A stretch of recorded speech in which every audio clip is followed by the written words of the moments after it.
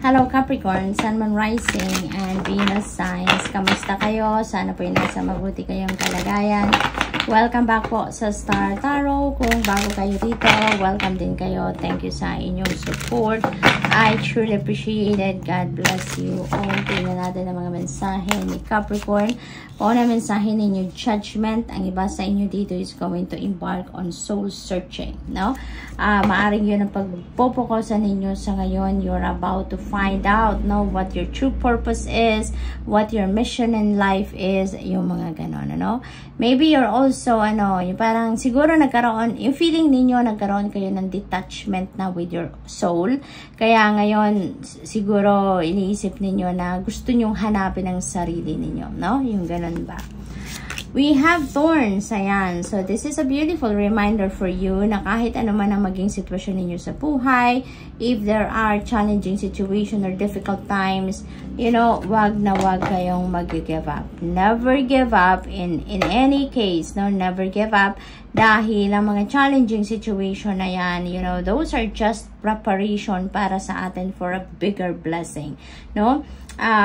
Parte yan ng buhay natin, parte yan ng soul's journey natin, at lagi nating tatandaan na walang journey in life na perfect. Lagi at one point sa bawat journey natin sa buhay na tinatahak natin, there is some kind of obstacle or challenging situation na dadating, because that is part of it, no? Wala tayong matututunan sa bawat journey sa buhay natin if everything is just smooth sailing, walang challenge, no? Yung ganon.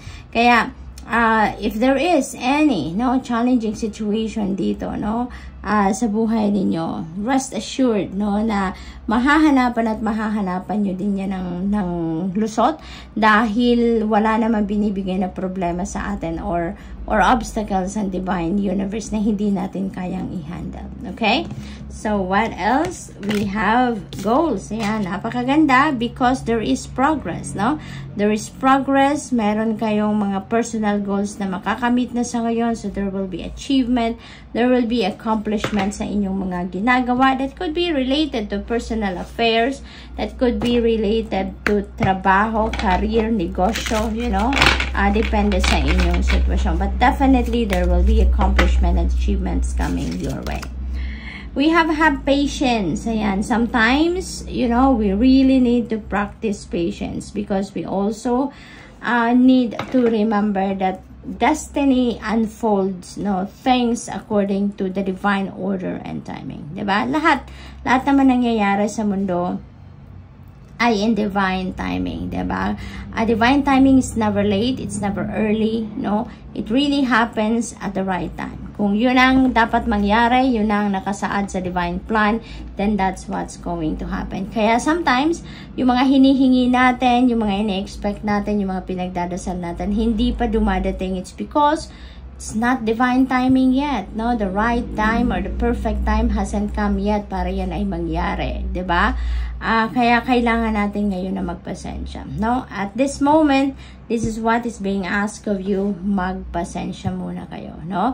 Magpasensya. And while you are waiting, magdasal kayo, mapakinggan ninyo ang gabay ng divine universe by listening and following what your intuition is telling you, because for sure, there are guidance na binibigay sa inyo ang divine universe. Okay? Meron din kasabihan, diba, na good things come to those who wait. Kaya napakahalaga na tayo ay mag-practice ng patience. What else? We have play. Ayan. So, siguro ang iba sa inyo dito, Capricorn is exhausted na. Sobrang pagod na. Marami na kayong stress siguro na na-accumulate sa inyong katawan. That's why you really need to play. All work and no play makes Jack a dull boy. Diba? Yun ang kasabihan. Kaya, most likely, ganun ang ganap ninyo sa buhay. Pagod na kayo. Lagi na lang kayong nasa trabaho. Focus na lang kayo lagi sa iba't ibang bagay but yourself, but your pagsa self-care. Kaya, you need to get the balance back in your life. no? Sa ngayon, kaya kailangan ninyo din na balanse na sarili ninyo, mag-unwind kayo, makipaglaro kayo sa mga bata, sa mga anak ninyo kung meron kayong anak. Step back a little from what is causing you stress, step back a little from the reality of life, at bigyan nyo din naman ng konting oras lang, konting panahon lang ang sarili ninyo na makapag-relax kayo, okay? What else? We have practice tenderness. Ayan. Sometimes, kailangan din natin na maging tender lang tayo. Maging soft lang tayo. Hindi kailangan na lagi tayong stricto. Hindi kailangan na lagi tayong by the book. Yung ganon. Sometimes, may mga exceptions ang mga ganap sa buhay natin. Even if lagi tayong stricto, lagi tayong sumusunod sa kung ano ang dapat sa rules, yung ganon. Paminsan, kailangan din natin na maging soft tayo. Kailangan natin umatras ng konti. Kailangan natin palambutin muna din ang puso natin. Ano?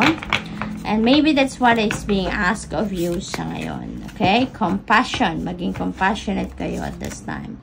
The Emperor energy is really a beautiful energy dahil order will be back in your life. Okay? Magiging maayos na ang takbo ng buhay. Magiging maayos ang lahat, mas parang may babalik na ninyo ang balanse sa buhay ninyo dito, no? Siguro magkakaroon na kayo talaga ng pagkakataon para makapagpahinga, para makapag-recalibrate kayo ng sarili ninyo, something like that. Maybe ang iba din sa inyo dito is focusing on laying a solid foundation in terms of major areas of life, katulad na lang ng life, ng family and relationships, money, career, and finances. Maybe nandoon ngayon ang magiging focus ng iba sa inyo, Capricorn. So, good luck to that. What else? We have the Chariot energy. You are definitely going to succeed on something dito, no?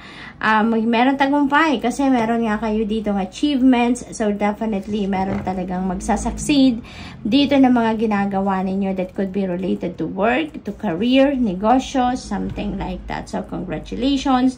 Because sa tagumpay na yan, you are heading towards a new beginning. You're heading towards a different path naman. Sa ngayon, meron na kayong, parang meron na naghihintay agad na gagawin kayo, no?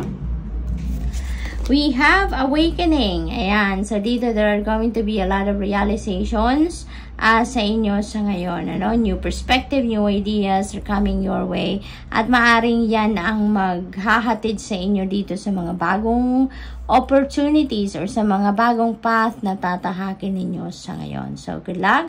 That's all I have for you for the week. Thank you for watching. Love and light. Namaste.